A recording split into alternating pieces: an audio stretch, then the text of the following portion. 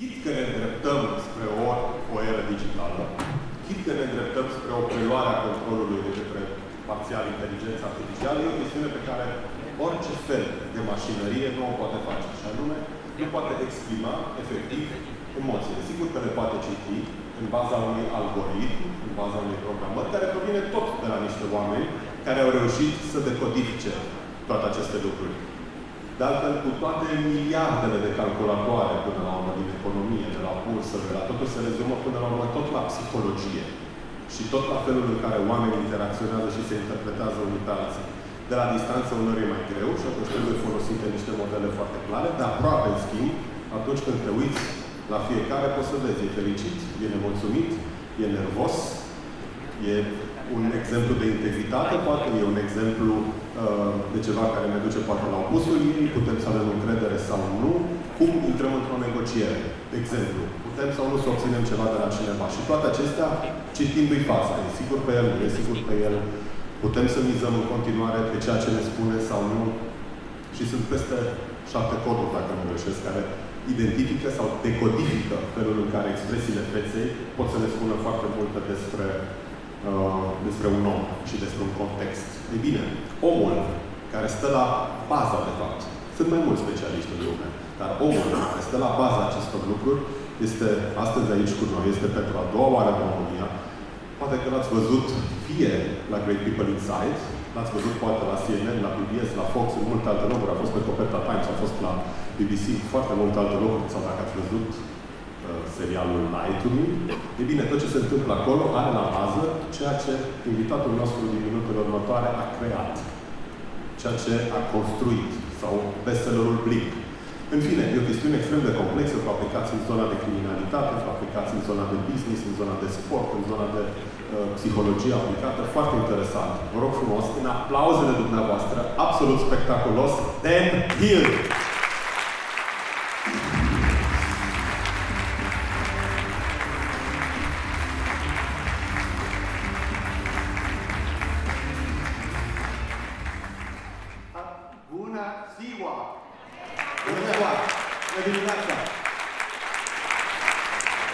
I have now concluded the Romanian part of my speech. First of all, I would like to thank Laura, for inviting me to the conference. I spoke here in 2016, had a wonderful time. I want to thank the always wonderful Vlad for the logistics of being here. I would like to thank Valentina and Smaranda for giving me the opportunity to explore Transylvania for the past week. So you can see I just lied to you. There was an extra Romanian part of my speech. What I want to talk today about is truth. There is an essay by a man named Francis Bacon that opens, "What is truth?" joked Pontius Pilate and did not wait for an answer. If you're in HR, I would like to think that every inquiry starts with the question, what is the truth? Who am I hiring? Who should I promote? If we have acquired a new company, what is the degree of loyalty and motivation of that new workforce? If I have union negotiations, yes, there are the financial issues, but what are the emotional stumbling blocks that might make the negotiations more difficult? Those are all inquiries that involve the truth, and they involve emotions, and it'd be wonderful to imagine. See if this works. Oh.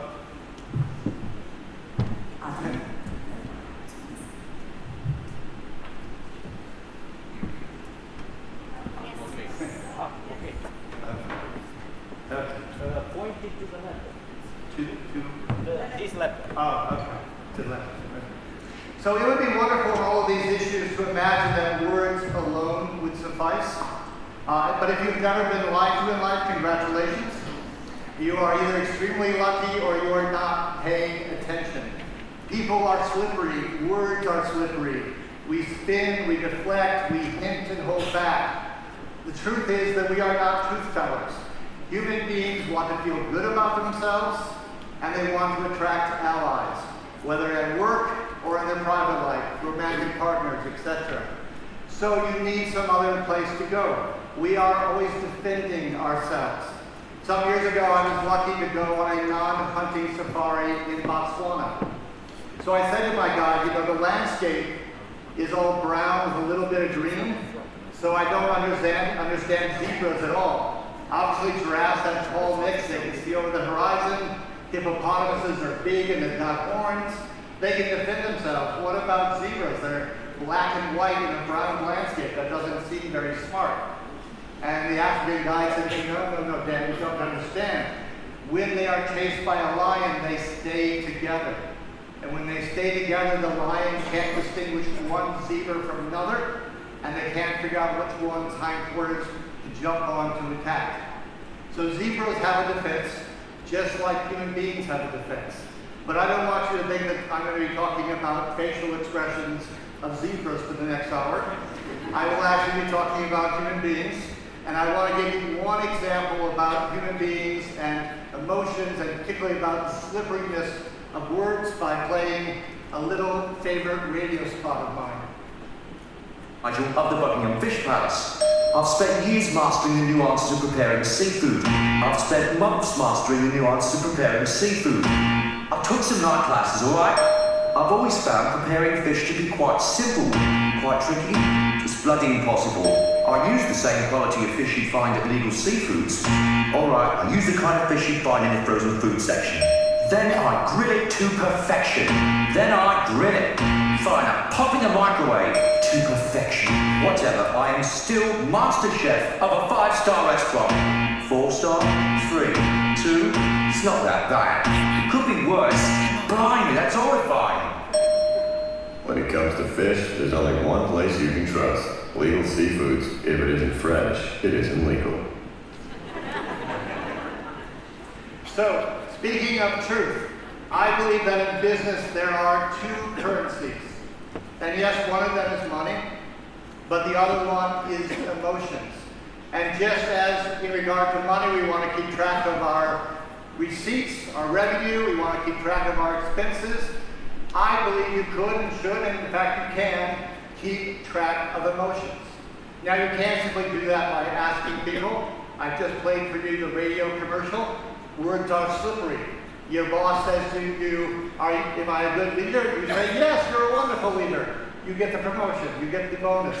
You cannot count on words alone to tell you what is going on.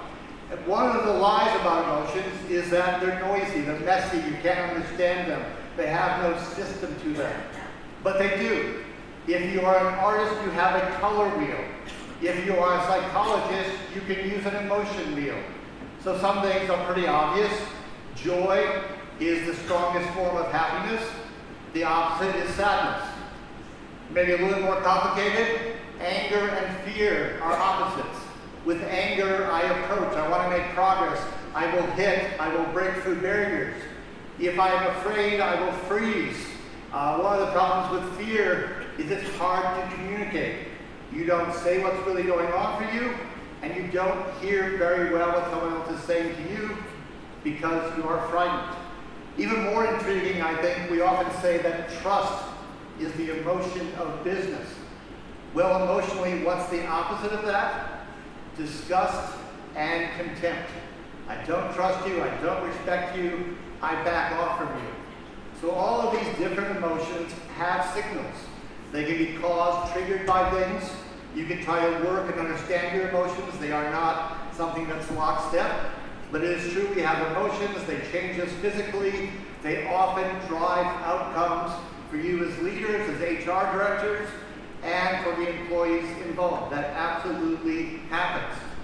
So I was intrigued and said there really needs to be some way to get after emotions better than just asking people how they feel.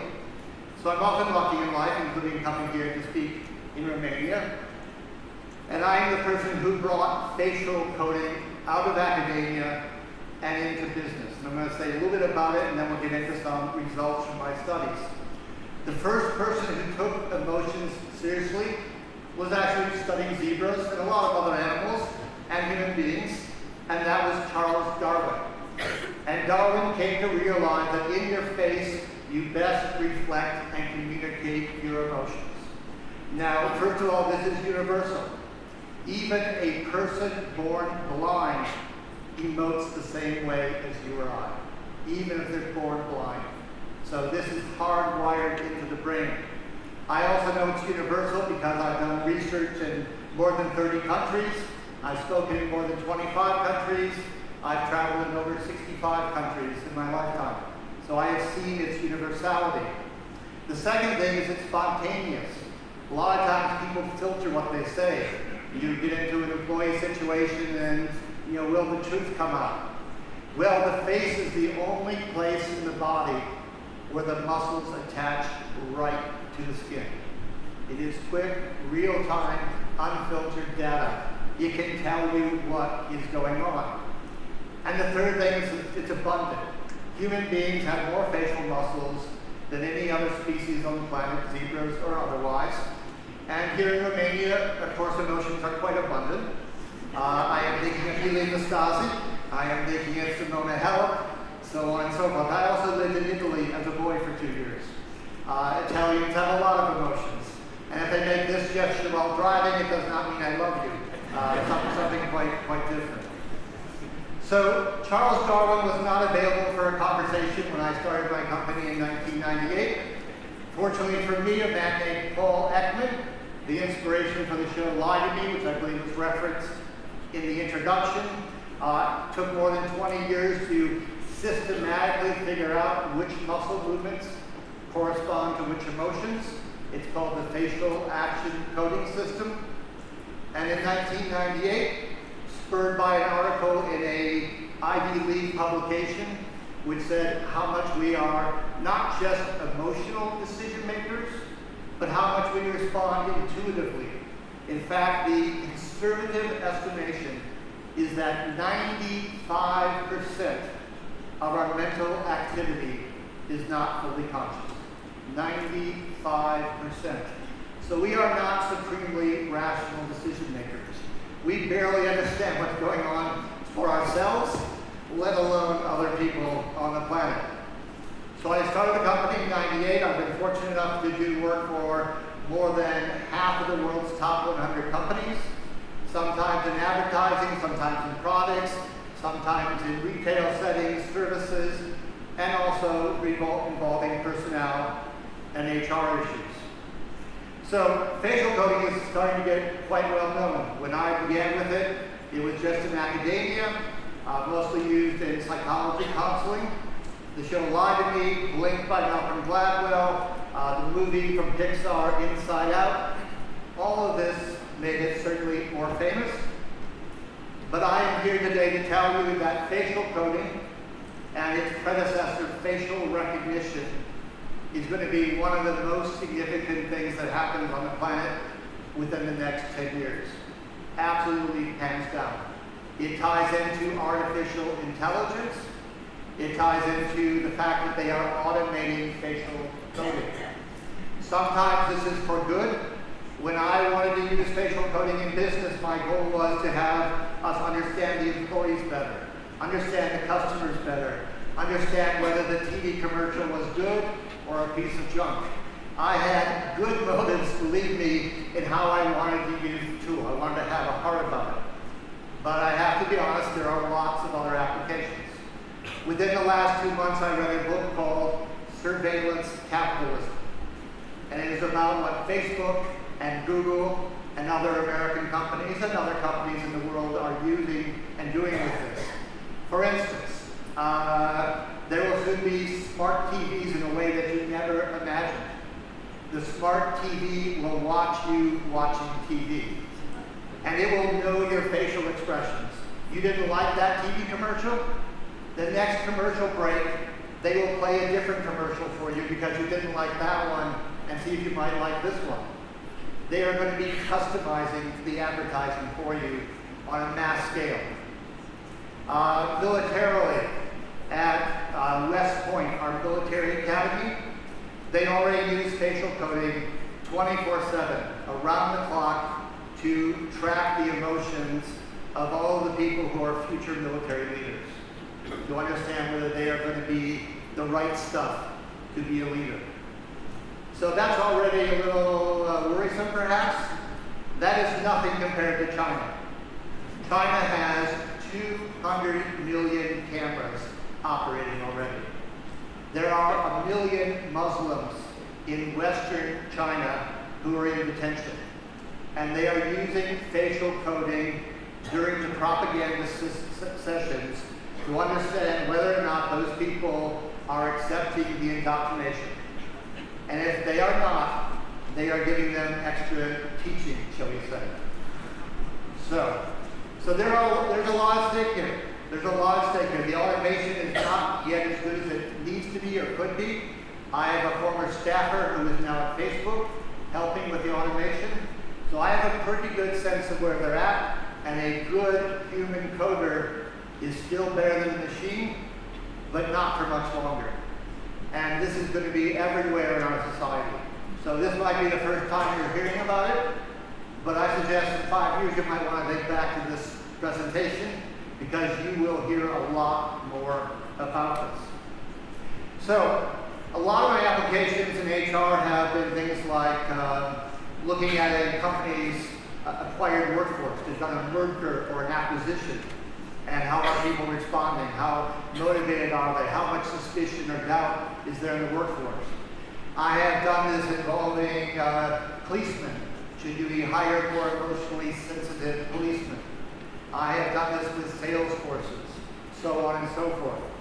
But I will admit that when it comes to people, my 2 primary applications that have involved professional sports or major college sports or political stuff. So I'll give you a quick example of each. So for one NBA team, they wanted to take a former star player whose knees had gotten injured. He was no longer playing. They thought he had healed. He told them he had healed. Remember, words are slippery. I went to the video, I watched the videotape, and I said, do not acquire the rights to this player. This will not work.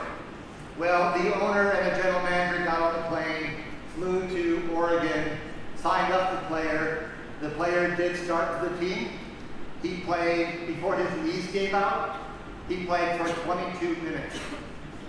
That worked out to a little over $140,000 per minute he played. It worked out to $250,000 for every point he scored for the team. I believe that if you had made that decision as an HR director, you would have been looking for a new job the day after. That was a disaster. I'll give you a more positive outcome. So in politics, since 2004, for the New York Times, for CNN, Fox, MSNBC, many other TV and media outlets around the world, I have done things, particularly on presidential politics. But in 2012, I went to Mexico and I did work for the PRI party for their next election. In Mexico, they have much shorter campaign seasons than in America, merely one debate. I watched 25 Mexican voters in a room, their facial expressions. They taped 3 other rooms, so I had 100 Mexican voters. I did the work live from the videotape from 8 p.m. to 3:30 in the morning. At 4 in the morning, they threw me in a limousine. They took me to party headquarters. They said, what did you see? What's going to happen? And I said, well, you're going to win, but you're going to win by a much narrower margin than you imagine right now. You are putting all of your attacks on the incumbent party candidate, but she is going nowhere. And the socialist candidate, who you are ignoring, he is going to surge. And I got done with my presentation, and the lead person said, you're wrong, Mr. Hill. In fact, you're dead wrong. You don't know Mexico. You don't know the issue, the country, the history. You don't even know Spanish. And I said, well, I actually know more about Mexico than you might imagine, but it's true, my high school Spanish is a long time ago and pretty rusty. But I do know what I saw. And it's true that I was wrong. But I was not dead wrong. I was off by 1/2 percentage point in terms of the final voting outcome based on what I saw of the emotions of people. So subsequently, I got intrigued and I said, okay, nothing matters more to the world than leaders, world leaders, U.S. and abroad. So what I did is I went through, I looked at every U.S. president, I looked at 79 foreign leaders, all the way back to Stalin, which I now understand was for 10 years the name of the city of Stalin, not Brasov, Hitler, so on and so forth. And from that I could arrive at some conclusions. So we'll go to the first one of these. Donald Trump. In my work in business, I have tested people as old as 80 years of age for pharmaceutical companies. I have tested people as young as 2 years old for food companies, which is to say that I can facially code toddlers, which is to say I can facially code Donald Trump. Because Donald Trump emotionally is not terribly sophisticated, nor is he very in control of his emotions. And Donald Trump is, of all of our 44 presidents, he has two distinctions.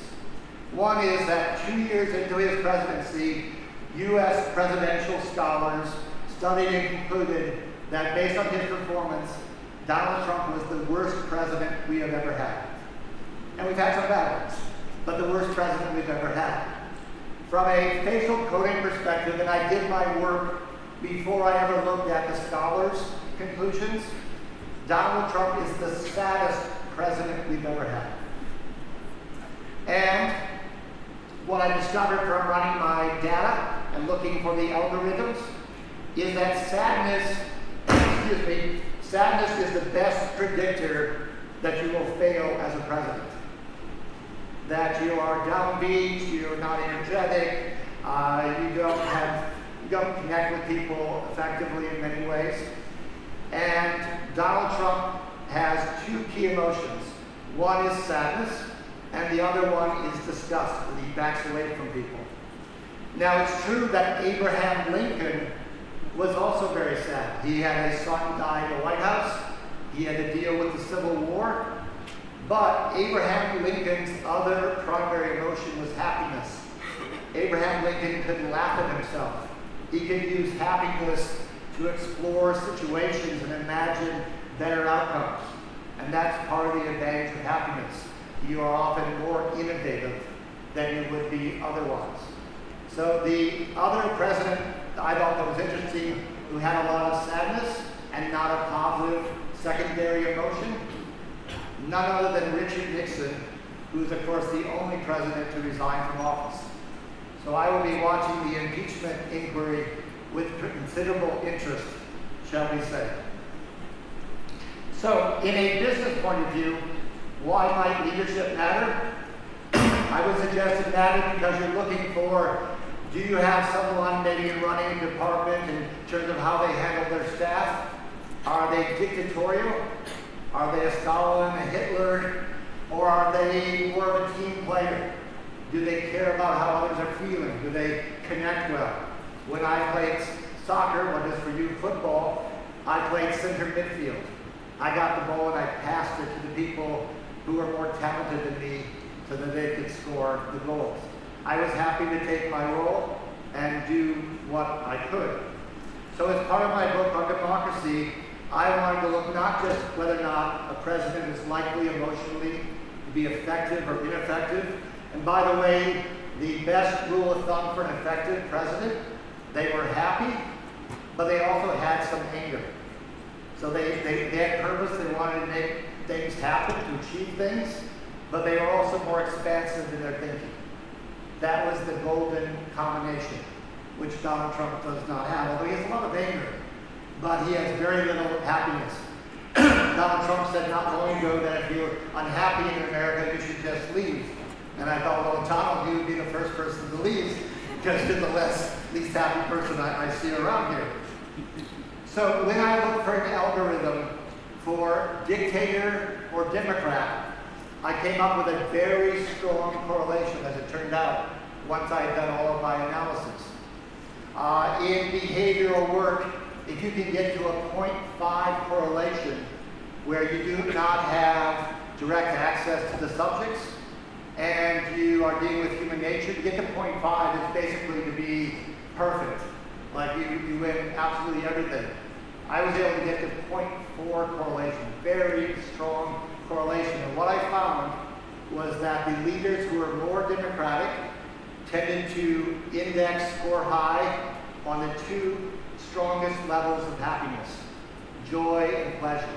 Very large smiles, or the muscle around the eye relaxes and you get the twinkle in the eye. If they tended to be a dictator, they indexed high on anger and disgust. Anger and disgust. So mad and backing off from people. So, for instance, what we have here on the left, this is a lot of individual leaders who are from free countries. And I use this notion of free and semi-free and not free because there is an organization called Freedom House, which every year since 1972 has gone through and indexed how much a country has freedom based on the judiciary, the nature of the presidency, how the military is used, many other factors. And what you can see from the chart is that on the left you have the free countries, and they tend to be leaders who are happier, and the anger levels are lower, the disgust levels are lower. And if they're not free, it's the other chart, the one over here, and now they're not happy, and they're pretty angry and testy and aggressive. There are always exceptions, that's how data works, but the general pattern is extremely strong. So if you're thinking about who you're hiring and you're thinking about emotions, you might in some cases say, I want a really strong leader in that department. Other cases you're like, I don't need a bully, thank you very much. Too many lawsuits, I don't want to deal with that. Thank you. So, an example of someone who was a free country, Nelson Mandela. I mean, my God, the person was in prison for 25 years, subject to racism, still managed to be an extremely unusually upbeat, positive person. Vladimir Putin, pretty much the other way. The Russians do not specialize in happiness. Vladimir Putin, contempt, anger, and actually fear. A good deal of fear in Vladimir Putin. I was curious, so I said, let's look at the leaders that Trump praises, that he likes, and the leaders that Trump puts down and dismisses. It's almost night and day. In most cases, he likes dictators. He likes people who are angry and disgusted and not happy just like himself. And if they are Angela Merkel or somebody else, he doesn't relate to them. Let's apply it more to business and quality of life. You want to run a prosperous company and country for that matter. What I found was that free leaders return the money. They did better for their citizens. And you can take something like Venezuela and say, well, they have lots of oil, so it's easy to be a good leader there and have the quality of life improved. But if you look at the headlines, of course, you can see that they have a dictator in power, and they're basically bankrupt despite having a lot of oil. So these things are not a given. A leader makes a difference to how a company works and how a country works. If you move on to innovation, my data held up once again. If you are more democratically inclined, you are more innovative. So the data points in black are the leaders of innovative countries that experts believe are more innovative, more exploratory, coming up with new things. The countries shown here with leaders in white, they are less innovative. They are more negative emotionally, less happy. If I move to countries that are corrupt and not corrupt, because if you are a dictator, you get to keep as much money as you can get your hands on. And what I found was, again, in this case in black, the people who are more corrupt, less happy, more of a bully. If they are pretty clean cut, that's the leaders here in white, and they tend to be happier, more open, more sharing and supportive. So there are lots of correlations that hold up here. So let's move really specifically to on the job. out of politics here for a bit. So these are all sorts of workers that I think you've probably experienced as an HR director. And let's go through and handicap them emotionally. So you have the antagonist, rude, unpleasant to coworkers. I would suggest anger is a really good likely emotion we're dealing with here. Blameless Bob always has an excuse. It's always someone else's problem, fault. Fear, I would suggest, is a really likely explanation for the person. The whiner who complains all the time, probably very given to sadness. The thumb twiddler lacks motivation. I haven't even talked about this yet, but this is very important. When someone doesn't feel emotions, that's also problematic, quite honestly, because emotion and motivation have the same root word in Latin, to move, to make something happen. A person with no emotion is, if they're not a psychopath, they are like a car that has no gas in the tank. It looks really nice. You might want to hire the person. They have all the right credentials. Nothing's going to happen. They don't actually care. They're not motivated. Insubordinate, they will challenge you. I would suggest that's contempt. They don't respect you, they don't trust you, they will challenge you. The tortoise shows up late or not at all. Sadness and lack of motivation. Amy attitude, negative attitude, brings everyone down, rejects things. Disgust and contempt. Handholder, needs constant supervision. Again, they're afraid of making a mistake. They don't want to move forward. The early retiree, they're just sitting around. They're actually happy, but I have to tell you that happy, like all emotions, is not simple. Happiness can bring you lots of benefits, but it's also true that happy can make you lazy or complacent and inattentive to the details. You think everything's fine, so why should you pay attention after all? The worry wart, we're back to fear once again. The clock watcher waiting to be done. A friend of mine once said, so many people are until workers. And what he meant by that is they are a worker until 5 o'clock, until the next job, until they retire, until they go to lunch, so on and so forth. In fact, in The Wizard of Oz, one of my favorite movies, you may never have noticed this piece of lyrics. The Munchkins sing, we go to work at 12, go to lunch at 1, go to work at 12, take an hour for lunch, at 1 we're done, jolly good fun. That's probably not the person you want to hire. So when I go over this whole list, what I see is that actually the two biggest problems is fear. I won't move, I won't dare to try something. And the other one is lack of emotion, lack of care. Those two stand out more than any other on this particular list. So when we look at new hires, one of the things that's interesting to me is we are so concerned quite possibly about their skill set. And it's true, you need to innovate and adapt new skills and continue to progress. Life moves quickly these days. Totally agree. On the other hand, if you look at a lot of studies, the indications are that so many of the reasons why people fail on the job is emotional in nature. They lack motivation. They can't take criticism or feedback. They can't interact well with their colleagues, with the customers, with their boss, on and so forth.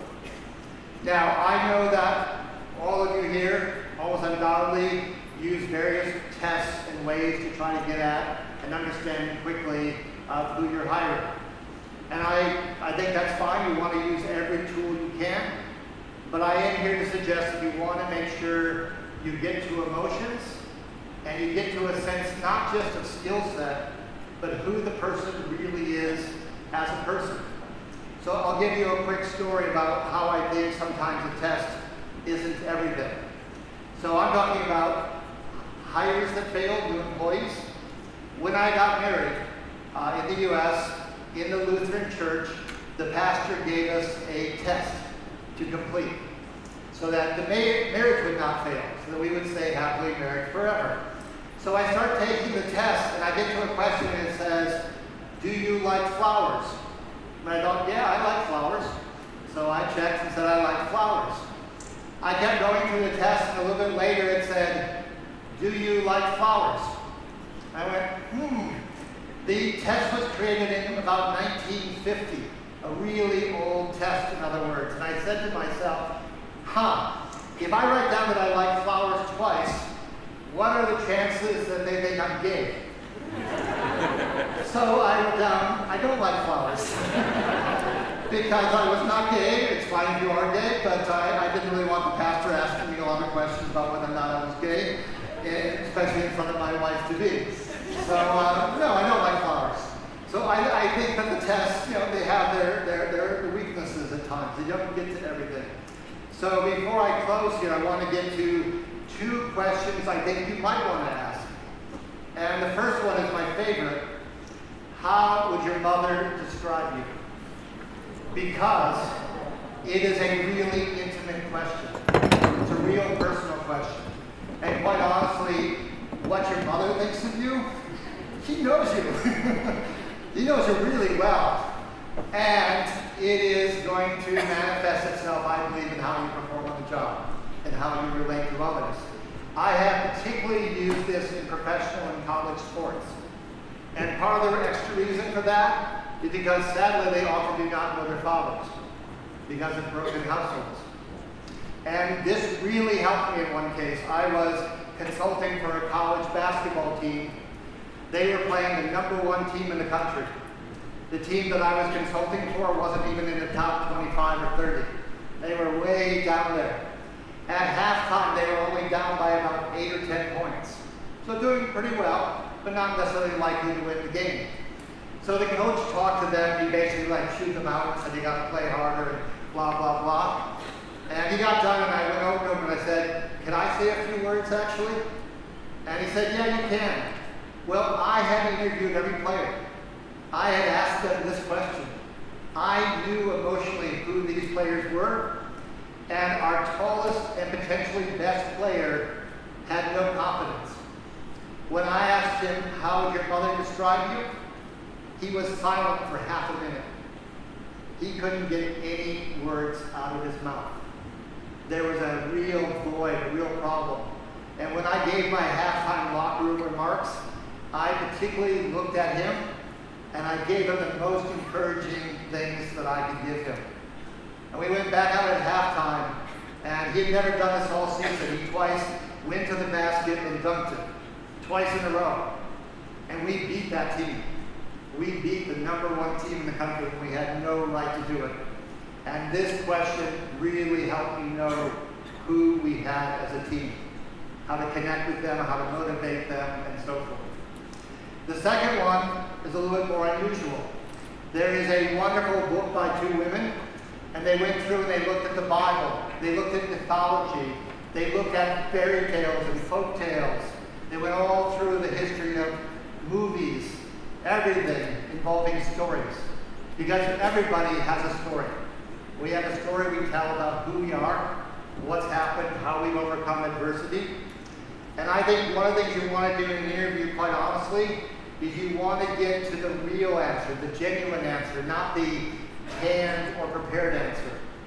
And I can tell you that I think very few people coming in for a job interview will know this book, will know these 12 archetypal characters.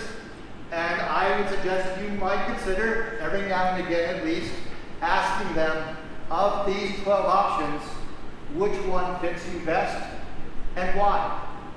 And maybe even a second instance, what's another role that you really think you are as a person? And maybe even the third step, which is there one of these roles that you are absolutely not that person? And I think from the story they would tell about each of these roles, you get an opportunity to know a little bit better who they are, rather than the answers they just give you, which are, what's your biggest fault? Oh, I work so hard. I'm a workaholic. That's very traveled ground. You want something new.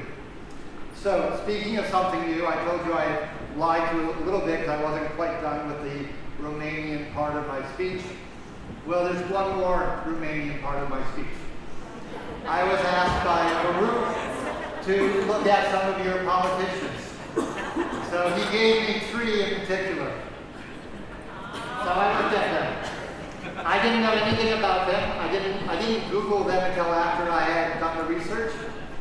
So the first thing I have to admit that I noticed is not as bad as Putin, but happiness not in big supply.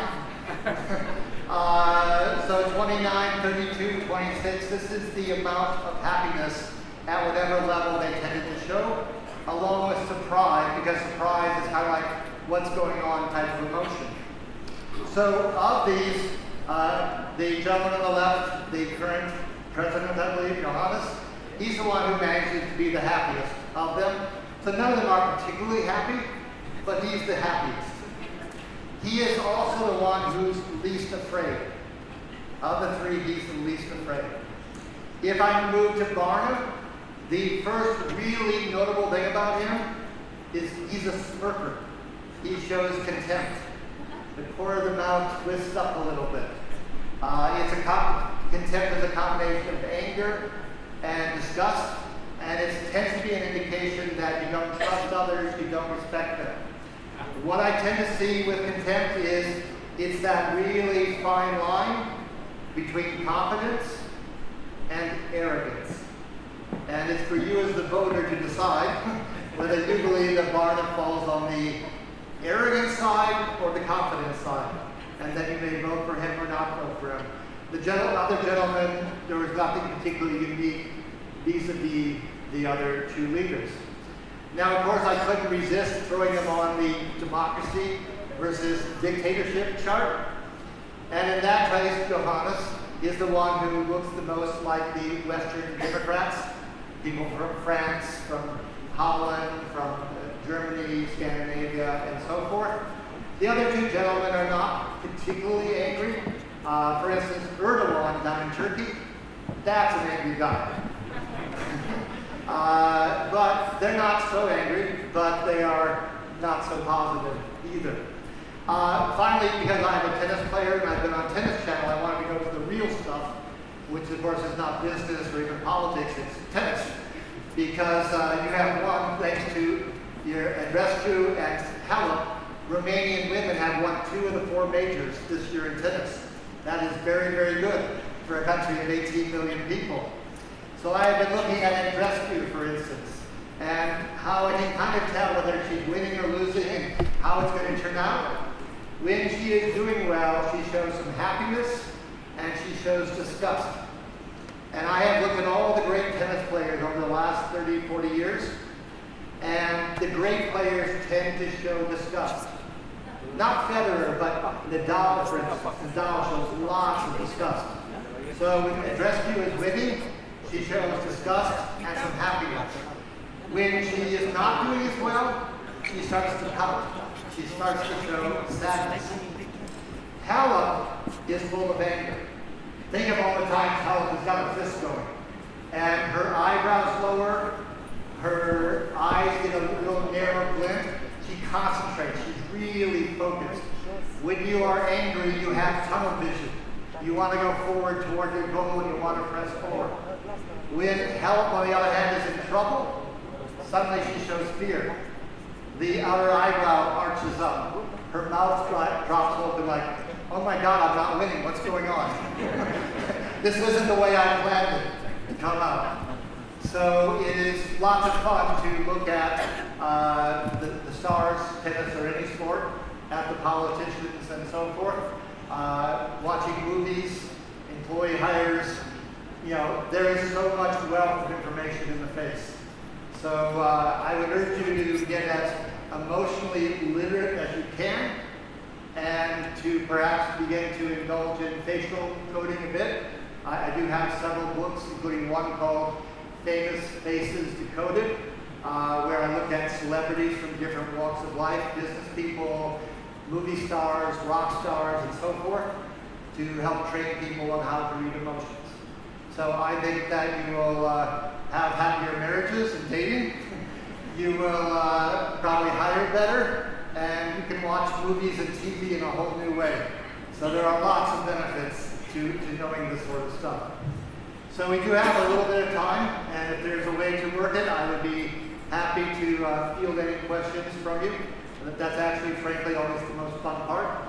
to see what's on your mind. I may not have the answer, but I can try at least. So if we have some way to do that. Dacă aveți întrebări, le putem lăsa fie acum, fie în panel. Ridicăm mâna sus, primim un microfon și lucrurile merg de la sine. Thank you, Dan, for ruining our presidential elections. We are very happy. I hear you, sister. Do you need a microphone? Do you have a question? Okay. So we will take the questions for the panel. Okay, but maybe just because we have a few moments, okay. Okay. I just want to ask you something because it's quite interesting. We are in front of a very important electoral moment. So therefore, how much of these emotions can be trained so they trick the interpreter? Or is it a certain amount of error that you have already calculated in? Because some of them may be good actors. Sure. That's a very good question. How much they can kind of fake their emotions.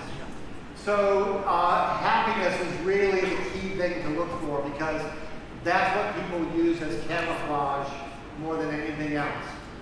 And the way that all of your expressions happen is they're typically on your face for no more than from a fraction of a second to about 3 seconds. They are very quick. They are like a wave breaking on the Black Sea on the shoreline. They come quickly, and there's many of them, but they're very short. So with a smile, one of the things you can look for if you're using it as camouflage is the smile comes on too fast. It's like a light bulb that just flickers on. That's not very natural. They do happen quickly, but they don't happen immediately.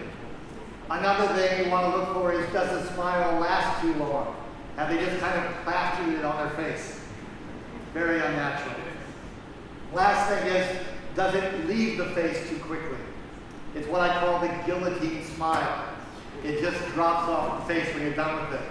Or if you're a politician, you use the smile and now you're putting it back in your pocket. You're done with it. You've made use of it. So they will do these things, and they're somewhat good at it, but they're not nearly as good as they imagine.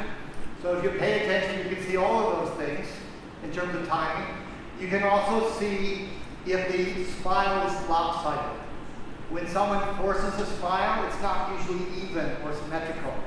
One side tilts up more than the other side. And if you keep looking, you will often see underneath it fear or anger or something else going on. But that is the most important thing to look for, is how the smile is used as camouflage. And probably the second thing is when they're trying desperately to show no emotion at all, which doesn't tend to work very well. So I have been looking at the Democratic candidates for president as well as Donald Trump. So we've had several debates already. One of the candidates, honest to God, I could not believe it, 1/3 of all of her emoting on stage in every single debate has been fear. And she has been saying, I'm ready for this. I can take the big stage, I can lead the country. And I'm looking at her going, I don't think so. I don't think so at all, in fact. So there are ways in which it stands through. And they can try, but they can't really fake themselves. They can't Frankenstein themselves into something else.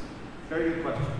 Can you do something for Leila's Bob or any attitude to motivate them, always finding excuses and always being negative? Because I don't believe that you can change the profile if the people don't want to change. Well, I'm a realist, but I'm also an optimist. I know those two don't go together very easily sometimes. So yes, there are people that you may just not be able to change. But what's so important is that people, go back to what I said earlier, people want to feel good about themselves, and they want to feel like they have allies, people who will support them, who will defend them. And I think that's really fundamental. So there was a study in America, and they looked at feedback between a boss, a leader, and an employee. And the really key thing is you wanted a ratio of about 5 to 1. You want 5 positive comments to every time you make a negative comment. So you're giving them hope and belief they can be better, but you can't, on the other hand, go all the way out to like 8 to 1. Because by the time you get around to making everything sound nice, you don't have any credibility anymore. Because it can't all be perfect. They must make some errors, there must be some issues, some problems. So you want to be optimistic, you want to be supportive, but you don't want to pretend like it's all just absolutely rosy. And that's the important thing. And what you do not want to do is, so you want to get the positive feedback and so forth. What you really do not want to show them is contempt. Because contempt of all the emotions I've covered is the one that tends to last the longest. It's almost kind of attitudinal in nature. I've made a judgment about you. So if someone feels you've made a judgment about them as a worker, that you don't trust them, you don't respect them, it's really hard for them to get out underneath that. And I say that in part because they've used facial coding in marriage counseling. And with 15 minutes of videotape, they have a 90% accuracy rate if the couple will stay married. 90%. And contempt is the most reliable indicator that the marriage will fail. So in other words, what doesn't work for a man and wife probably is not going to work for a boss and an employee either. So you really do not want to go there. It is the most toxic, the most dangerous, I would argue, of all of the emotions. You might be thinking it's anger. I would argue it's actually contempt. You don't want that judgment against them. So. Okay, and one last exercise. Please stand up, Adrian. Please tell us what my face says. Come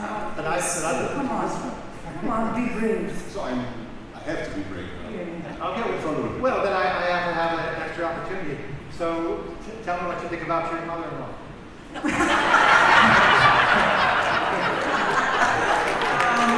Unless my I love her, of course. Oh, bothered me so much. The surprise preceded and lasted longer than the happiness. Okay. So the happiness may be there, but we shall see. Okay, we passed the test. Okay. Did I? Okay. That's a happy face. Thank you, Okay, Dan. thank you very much. Please. And thank you very much. Any questions in panel? I will One do that. question. We have already one question. Please, a microphone. I'll run over. I'll be there. Okay. Come here. I'm faster. I'm younger. I'm more You're handsome. lying. Not so happy. So I have a question, sir. Sure. It's a big honor anyway to hear your life. Oh, thank you. I just want to ask you, how is the life for you, knowing exactly all the emotions of the people with who you're speaking? I'm very curious. Sure. Well, first of all, I'll tell you a little bit of a story how I met my wife. So I'm at a tennis club and I asked someone who works there, I said, is there anyone who you think would be a good person for me to date? And he goes, Karen Bernthal, just like immediately. I went, oh. Then I went over and I asked the woman because I want to make sure there was no gender bias. And she says, Karen Bernthal, just immediately. So I think, I should probably meet Karen Bernthal. So one day I'm in the club and the man manager said, she's here. You have to meet her. So I did meet her and I saw right away that she had a signature expression. She had two emotions that don't go together very often. And I went, oh, okay, so that's who she is. So I need to take that into account in terms of how I approach her and approach dating. So we go on our first date and we start talking and she says, what do you do for a living? And I said, well, I'm a market researcher primarily, and she looked very bored. I can read this. And we went a bit longer, and she said, what else have you done in your life? And I said, well, I was a poet. Now she's much more interested. And finally she says, so what do you do in business with your market research? And I said, well, I read faces. And she goes, oh my God. And I thought, this is either really good or really bad. And I'm about to find out. And her next question is, have you been profiled in the local newspaper, in the Minneapolis Star-Tribune? And I said, yes, I have, just recently. She said, I read that article. She said, and I said to my friends, why couldn't I meet someone interesting like that? And I liked her, and I went home that night and I said, I think we're going to get married. And very shortly after that, I had a speech in Lithuania, and I said, if you come with me, I'll take you to Prague afterwards. And she said yes, and then we went to Prague and Lithuania and so forth, and we got home, and then she called her parents and said, I met this guy named Dan. And that's the first time they knew about me. So, but the key thing in all of that is actually this. I have never told anybody the signature expression I saw on her face. I have never revealed it, and I never will. And for that, she said, I can trust you. And if I can trust you, I can marry you. So that's the story. Yeah. Thank you, Dan. Yeah. So, Thank thank you. you. Thank you.